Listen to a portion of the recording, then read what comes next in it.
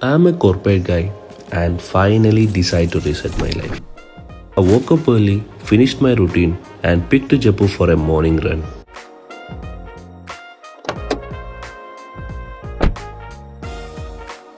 After this morning run, one thing we finally realized our physical health is worse than our mental health.